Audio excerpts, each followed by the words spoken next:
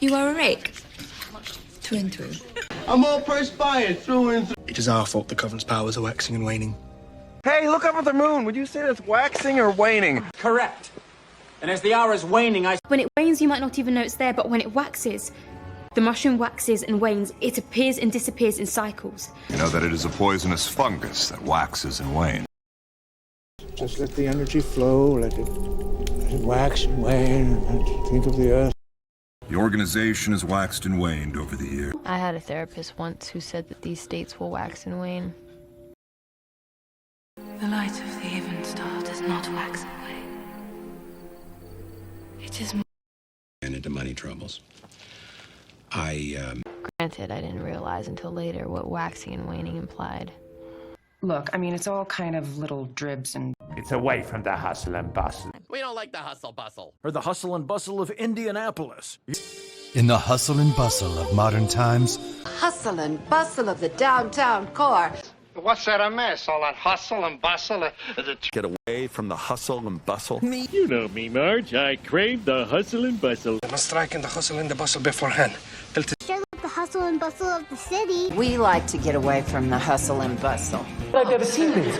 I hear there's so much hustle and bustle. It slipped my mind in all the hustle and the bustle. Well, with all the hustle and bustle of this showcase, I've barely seen you. It's so far away from the hustle and bustle of the 20th century. Than I do in the hustle bustle of the modern world. I wouldn't be this last minute hustle bustle if you keep my table and let those roll. This could be a nifty little bit of hustle bustle. Wait, do you have his address? It's not just about how you play, it's the intangibles. Just trying to keep up with the hustle and bustle. It is full of people caught up in the hustle and bustle of the rat race. Bouncing here and there and everywhere. When I'm in between jobs, I like to get away from the hustle and bustle of Tinseltown, which is why I've kept a place in Woodbury. And Scotland has always been chalk and cheese, to England. Loud voice and your old busybody butting in here, there, and everywhere. Choice, right? You've got a list of criteria. The farms need to be matched in size and type and so on, or else you're comparing chalk and cheese. Having got our next, or else you're comparing chalk and cheese. Honestly, Ewan, they could not be more different. It's literally chalk and cheese. It's a diesel engine, obviously. First of all, we simply don't have an ignition event. I mean, they're both decent portraits, but when you come back to Lady Agnew, it's like chalk and cheese.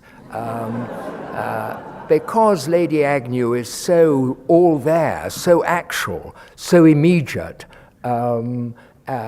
she's a living, breathing person, and she's also a complicated, modern person. She's not a sort of, in the same way.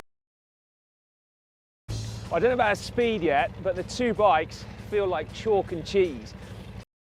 Chalk and cheese, really. My mum and dad, he come from a family of six, one sister of 5 brothers. Very tough upbringing. You know, a very strict father. In and out of work, it become very, very difficult for him, and then the pressure.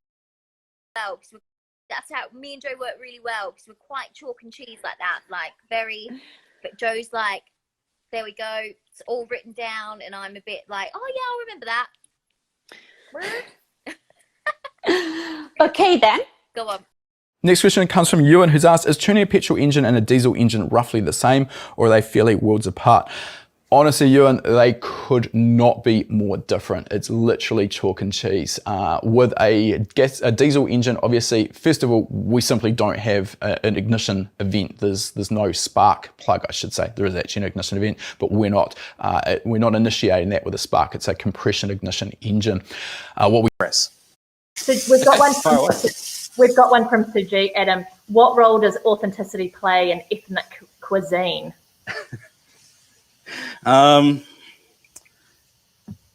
It only plays a role if you consider a cuisine to be ethnic. You know, I love a video that BuzzFeed did years ago, actually, about people, Asian Americans, talking about Panda Express. And generationally, it was chalk and cheese. You know, the older generation would eat Panda Express and go, not bad, that's pretty good. The younger generation was like, this is not real Chinese food. Like, there's so much identity caught up in the idea of authenticity. But if you're actually in China or you're in Japan or you're in a country where, you know, I'm a first generation migrant to Australia, I don't much mind the authenticity. You know, I'm this. Well, actually, it's chalk and cheese with, you know, the original pioneering flying. What you're seeing. Animals. Yeah, it does. And it's also worth saying, isn't it, that those two bikes felt like completely different animals, like chalk and cheese. And so she took me on a tour of her airplane and gave me a little insight on why vintage planes like her Spirit of Artemis are so special. And there must be just something about these planes versus, I mean, we're at Farnborough, so there's new planes everywhere and they're showing off the newest technology, but it just feels different, you know, I imagine, to fly something like this. Well, actually, it's chalk and cheese with, you know, the original pioneering flying. What you're women and children. It's chalk and cheese. We talk about private sector taking away the glass ceiling within the workplace. That goes a long way towards creating an environment where women can thrive in the private sector and in the economy. The investment and the trade between the companies and suppliers that are women-owned. Ensuring that within each company you've got the right policy to fight sexual harassment and to make sure that there's equal pay for equal work are some of the principles that are enshrined. But of course, contributing to women's causes handsomely. If I look at the contribution that private sector gives to male sports, and I think about what private sector contribution makes to the abuse of women and children, it's chalk and cheese. I love sports, especially what happened in Harare. No offense meant. Of course, what happened in the cricket field stays there. And as a South African, I don't want to belabor the point. But I know that these sports have thrived because of the investment that private sector has made on them. And it tends to be the sports that are also male-dominated. If I look at the contribution that private sector gives to male sports, and I think about what private sector contribution makes to the abuse of women and children, it's chalk and cheese. Immortality and infamy are two completely different kettle of fish. What a play show is a part of it, it's another kettle of fish. Totally different kettle of fish. They dote on him almost obsessively. In their eyes, he can do no wrong. Only child syndrome, I suppose. Mine weren't like that, even though I was an only child as well. They knew I could be a right little madam sometimes, and wouldn't let me get away with anything. I loved them to bits, despite the occasional slap across the legs. I miss them so much. Gavin and me, chalk and cheese. It's like the kids, so alike to look at, but so different. Connie, the older one, is easygoing. She shares her toys, sweets, anything with the other kids. She's always nursing them if they bump themselves or fall over. A proper little mom. Peter's a different kettle of fish. He's okay.